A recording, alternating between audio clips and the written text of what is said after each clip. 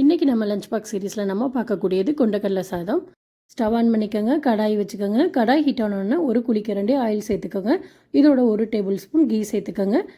இப்போ வாசனைக்காக பட்டை, கிராம்பு, ஏலக்காய், பிரிஞ்சி இலை, சோம்பு அதையெல்லாம் இதோட சேர்த்துக்கோங்க. பிரிஞ்சி இலை இல்லாததுனால நான் ரம்ப இலை சேர்த்துக்கிட்டேன். இதோட ஒரு பெரிய பல்லாரி வெங்காயம், அதையும் நீலவாக்கில் கட் பண்ணி அதையும் இதோட சேர்த்துக்கோங்க. இதுக்கு தேவையான உப்பையும் சேர்த்துக்கோங்க. சேர்த்து நல்லா வெங்காயத்தில் கலர் மாறுற அளவுக்கு வதக்கிக்கோங்க. இப்போ 1 table spoon ginger garlic paste சேர்த்து அதையும் நல்லா வதக்கணும்.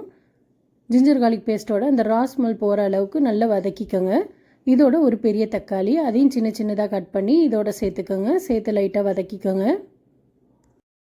வெங்காயம் தக்காளி நல்லா வதங்கி வரணும். இப்போ இதோட 1 கப் வேக வச்ச கொண்டக்கடலை அதையும் இதோட சேர்த்துக்கோங்க. கொண்டக்கடலையை 12 மணி நேரம் ஊற வச்சு வேக வச்சு எடுத்துக்கணும். வேக வைக்க சொல்லி இதுக்கு தேவையான உப்பையும் சேர்த்துக்கோங்க. சேர்த்து வேக வச்சுக்கிறணும். இப்போ அதை இதோட சேர்த்துக்கோங்க. 1 கப் சேர்த்துக்கோங்க. இப்போ இதுக்கு தேவையான மசாலா சேர்த்துக்கிடலாம். 1/4 டீஸ்பூன் மஞ்சள் தூள், 1 teaspoon red chilli powder, 1 teaspoon தனியாத்தூள், 1 டீஸ்பூன் சிக்கன் மசாலா இதையெல்லாம் சேர்த்து லைட்டாக வதக்கிக்கோங்க. மசாலா, வெங்காயம், கொண்டக்கடலை இதெல்லாம் நல்லா சேர்ந்து வரணும். இப்போ இதோட 1 கைப்பிடி கொத்தமல்லி இலை, 1 கைப்பிடி புதினா அதையும் சேர்த்து லைட்டாக வதக்கிக்கோங்க. கொஞ்சம் கூட தண்ணி சேர்க்கக்கூடாது. இந்த ஆயிலே இதெல்லாம் நல்லா வதங்கி வரணும்.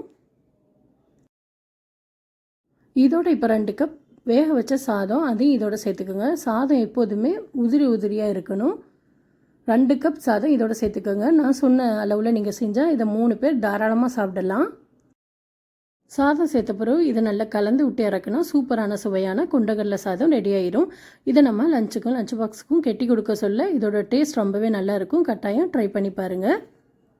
இதுக்கு சைடிஷ் தேவையே இல்லை. இதை அப்படியே சாப்பிடலாம். கட்டாயம் ட்ரை பண்ணி பாருங்கள். ட்ரை பண்ணி பார்த்துட்டு எப்படி வந்துச்சுன்னு கீழே கமெண்ட் பண்ணுங்கள். பிடிச்சிருந்தால் லைக் பண்ணுங்கள், ஷேர் பண்ணுங்கள். இந்த மாதிரி வீடியோக்கு என்னோடய சேனலை நீங்கள் மறக்காமல் சப்ஸ்கிரைப் பண்ணிக்கோங்க.